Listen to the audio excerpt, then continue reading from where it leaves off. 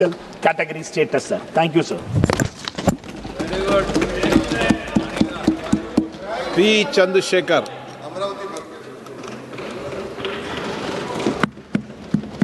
आपकी लोकसभा भी अमरावती है ना? ये लोकसभा अमरावती है.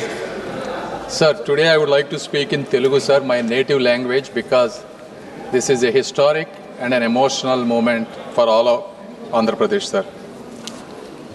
సభాధ్యక్షులకు సహచర సభ్యులకు ఈ ప్రత్యక్ష కార్యక్రమాన్ని ఉత్కంఠంతో ఉద్విగ్నంతో వీక్షిస్తున్నటువంటి అశేష తెలుగు ప్రజానీకానికి మా అమరావతి ఆత్మ బంధువులకు నా హృదయపూర్వక నమస్కారాలు.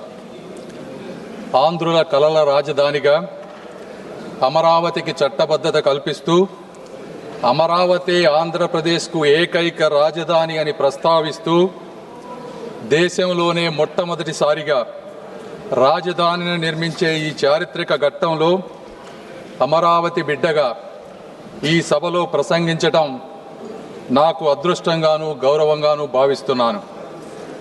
ముందుగా తరతరాలుగా సాగు చేస్తున్న భూమిని రాజధాని నిర్మాణం కోసం త్యాగం చేసిన రైతన్నలకు, వందలాది రోజుల దీక్షతో శాంతియుత ఉద్యమం చేసిన మహిళామ తల్లులకు హృదయపూర్వక కృతజ్ఞతలు తెలియజేస్తా ఉన్నాను. సార్, కృష్ణానది ఒడ్డున, ఆంధ్రప్రదేశ్ నడిబొడ్డున, ఉత్తర దక్షిణ ప్రాంతాలకు సమాన దూరంలో 3000 సంవత్సరాల నాగరికతకు నిదర్శనం ఈ అమరావతి. శాతవాహనుల సామ్రాజ్యానికి సాక్ష్యం ఈ అమరావతి. సంస్కృతి, శాంతి, విజ్ఞానానికి యుగయుగాల నిలయం ఈ అమరావతి. బౌద్ధ స్తూపాలు, శిల్పాలు, శాసనాలతో విరాజిల్లినటువంటి పవిత్ర భూమి ఈ అమరావతి. అలాంటి అద్భుతమైన ప్రాంతాన్ని ఒక్క రూపాయి ఖర్చు లేకుండా, ప్రపంచంలో ఎక్కడా జరగని విధంగా, ఎవరిని నొప్పించకుండా, ఎవరిని కదిలించకుండా 60 రోజులలో 29,000 రైతుల స్వచ్ఛంద భాగస్వామ్యంతో 34,000 ఎకరాల భూమిని సేకరించి అమరావతి అభివృద్ధికి అంకురార్పణ చేసినటువంటి శక్తి, వ్యక్తి, నమ్మకం మా ముఖ్యమంత్రి శ్రీ గౌరవ నారా చంద్రబాబు నాయుడు గారు. సార్, ఈ నమ్మకం ఒక్క రోజుతో వచ్చినటువంటి నమ్మకం కాదు.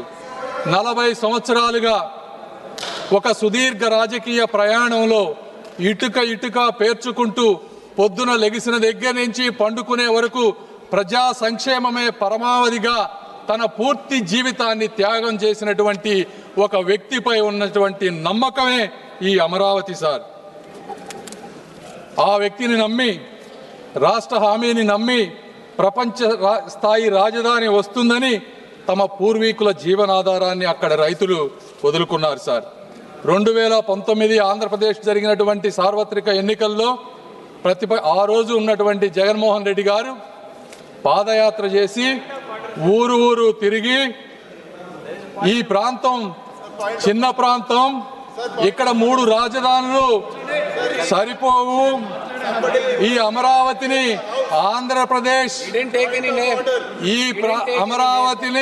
ఆంధ్రప్రదేశ్లో ఇంకా అద్భుతంగా ముందుకు తీసుకువెళ్తానని చెప్పి అధికారంలోకి వచ్చారు. సార్, అయితే అలాంటి మహాయజ్ఞాన్ని అధికారంలోకి వచ్చిన తరువాత అధికార వికేంద్రీకరణ పేరుతో 3 ముక్కల రాజధాని